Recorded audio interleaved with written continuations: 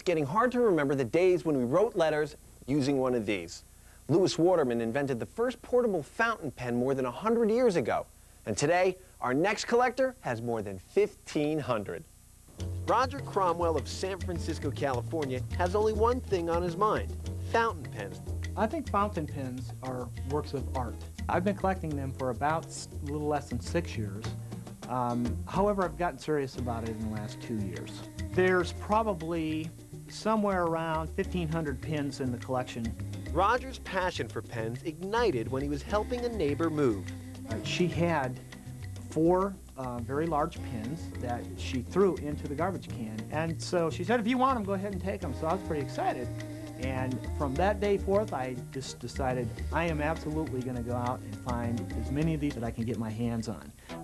Roger immediately began to scour the newspapers daily. And now he visits every estate sale, moving sale, and garage sale that he can find. I look for uncommon fountain pens. I like to find things that have something about them like the smallest pen in the world or the biggest pen in the world, or one that's just plain hard to find. If you think miniature pens and giant pens are unusual, what about a pen that is embedded with Abraham Lincoln's DNA? The Abraham Lincoln pen was actually a limited edition pen made by a company called Cromwell. And the unique thing about it is that they actually put some DNA from the hair of Abraham Lincoln. And this is the pen.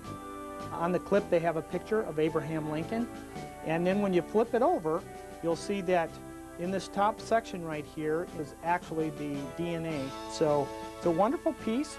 This pen will probably increase in value tremendously in the future. Roger paid $500 for this pen, and you better believe that every time he pays that much for a pen, his wife Beverly notices. Fountain pens are a great excuse for your husband to spend money. Actually, Beverly is very supportive of her husband's sometimes expensive hobby. I think it's wonderful.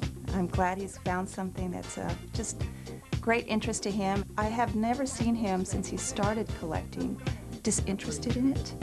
He continues to grow in it, finding new things. And that means it's also a part of their whole family's life.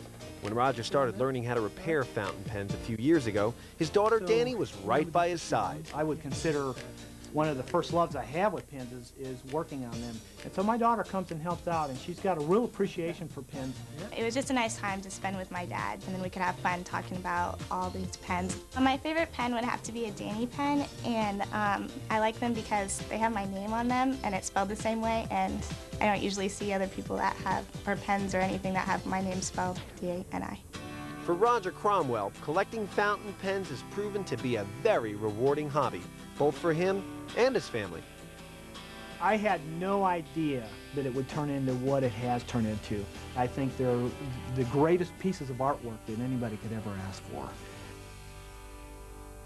Roger says when visiting garage sales, be sure to ask for fountain pens. Many people usually have them tucked away, and you can make some great discoveries if you're not shy. Ready for some more tips? Here's our collector's guide. A vintage limited production pen is very hard to find. A Parker Duofold Mandarin yellow pen from the 1920s once sold for $8. Today, it is worth $1,500 to $2,000. In the early 1900s, a Parker Snake pen with a sterling silver or 14-karat gold-filled overlay was worth $15 to $20. Today, if you can find it, it is worth $25,000 to $30,000. Well, that's our show. Thanks for watching Ultimate Collectors. We hope we've inspired you to start your very own Ultimate